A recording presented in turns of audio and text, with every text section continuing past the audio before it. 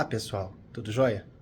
Hoje estou aqui para trazer uma solução para uma coisa relativamente simples e que desagrada muitas pessoas. E que pela internet você pode pesquisar, é muito raro encontrar alguém que tenha uma solução adequada para um caso desse. Vamos lá. Nós temos aqui algumas lâmpadas LED que elas estão acesas fraquinhas, estão vendo? Então essas lâmpadas aqui, até ali o final, elas estão fraquinhas, não reparem, eu estou em obra aqui em casa ainda não concluí, mas está fraquinha, tá vendo? Esse é o resultado de todas essas lâmpadas. De dia a gente não consegue ver essa luminosidade, porque a luz impede que ela se destaque, é muito fraquinha mesmo, o consumo de energia realmente é insignificante, mas incomoda saber que tem algo de forma como não deveria ser. A situação é a seguinte: em muitas ocasiões, o errado é a instalação, porque quando a gente vai fazer a instalação de uma lâmpada, ela conecta o neutro e conecta a fase para ela ligar. Para interromper, a gente precisa utilizar um dispositivo chamado interruptor, aquele que fica na parede. Ele é uma chave que vai cortar o circuito, abrir o circuito, e vai fechar o circuito para que passe energia. Quando esse interruptor é instalado no neutro, a energia da fase ela percorre toda a lâmpada e é interrompida no neutro, ou seja, esse pouquinho de energia que ele passa, muitas vezes é suficiente para fazer com que lâmpadas sensíveis, como de LED ou fluorescentes, mantenham um pequeno brilho, como esse que eu mostrei no vídeo. Isso é inconveniente, sim, gasta um pouquinho de energia, muito significante, mas o pior é estar errado. Quando a gente interrompe a fase, que é o certo, na maioria das vezes não passa essa energia e não há o retorno para o neutro, então essas lâmpadas não acendem.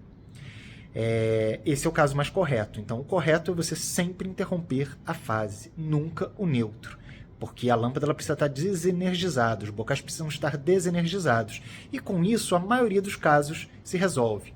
Então no caso de você ter um abajur, por exemplo, que normalmente aquele interruptorzinho ele vai cortar apenas uma das perninhas e fica esse pequeno brilho, muitas vezes apenas inverter a ligação na tomada, virar o interruptor na tomada, faz com que pare esse brilho, porque você passa a deixar de cortar o neutro e passa a cortar a fase. Só isso, é bem simples.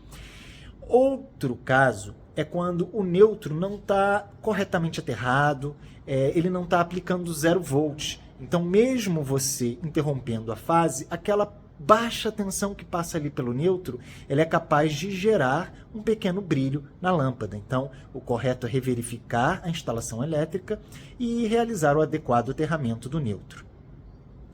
Para os casos em que a alimentação dessa lâmpada ela ocorre fase para gerar a tensão necessária, por exemplo, fase e fase para gerar o 220 da alimentação de uma lâmpada, nas regiões que assim o são, então torna-se necessário ter um interruptor que corte, que seccione os dois lados, os dois fios que conduzem energia para que isso cesse. Então, se temos duas fases, vamos dizer 127 e 127, juntas para dar o 220 para alimentar uma lâmpada, e ela fica com esse brilho, é importante interromper os dois lados para que isso não ocorra e até mesmo para questões de segurança. Mas esse caso aqui em específico é diferente. Não é nada disso do que eu falei antes. Esse caso aqui se trata de indução eletromagnética que gera esse brilho. Eu vou voltar e mostrar para vocês o caso para que vocês possam entender.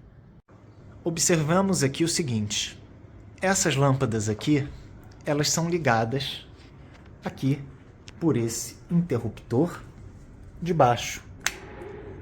Ele corta e olha só, estão desligadas, nenhum problema. Quando eu utilizo esse interruptor de cima, que é o que liga aquelas lâmpadas, elas acendem, ok, e apagam. Só que quando apaga fica esse pequeno brilho.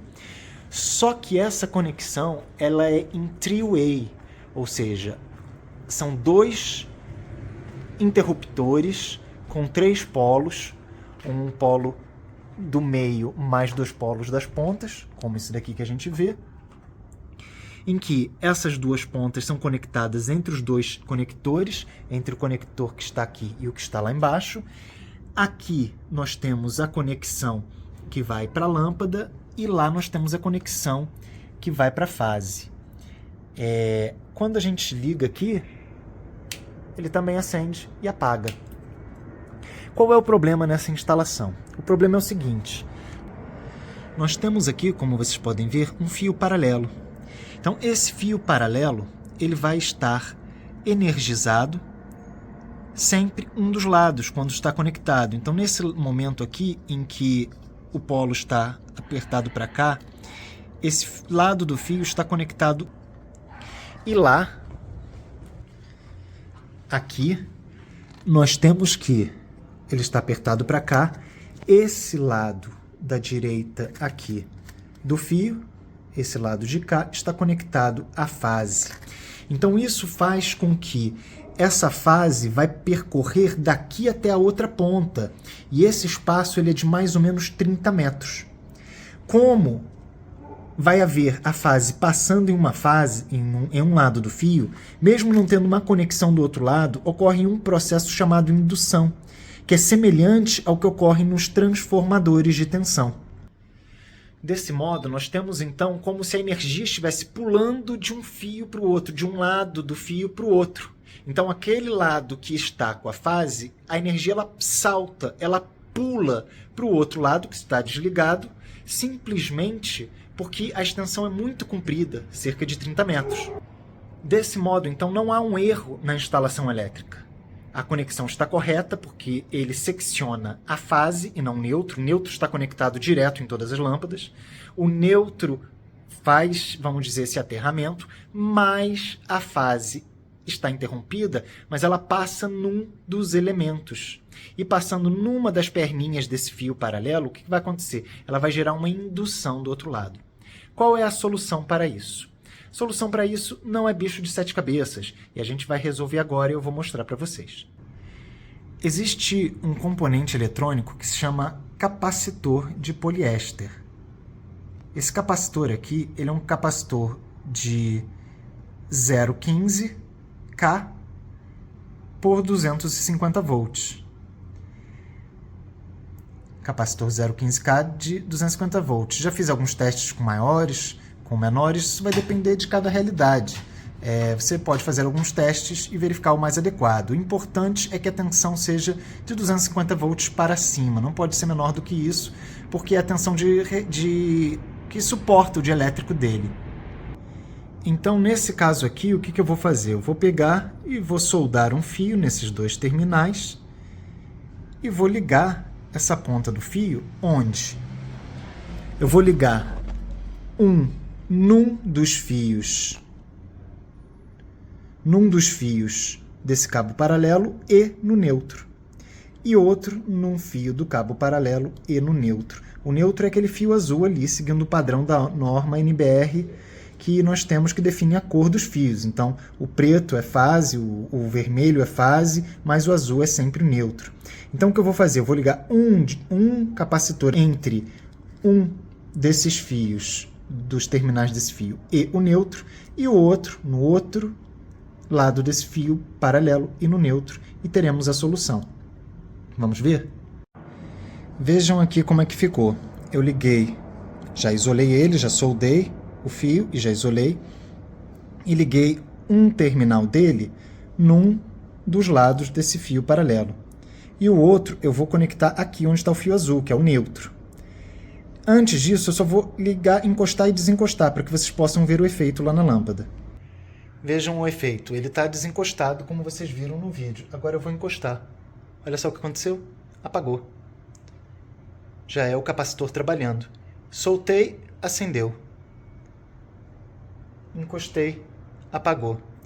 Isso precisa ser feito nos dois terminais do fio. Tá vendo? Ó? Ligo, desligo. Isso precisa ser feito nos dois condutores desse fio paralelo, senão não adianta, senão vai resolver de um lado só. Então eu vou conectar esse aqui.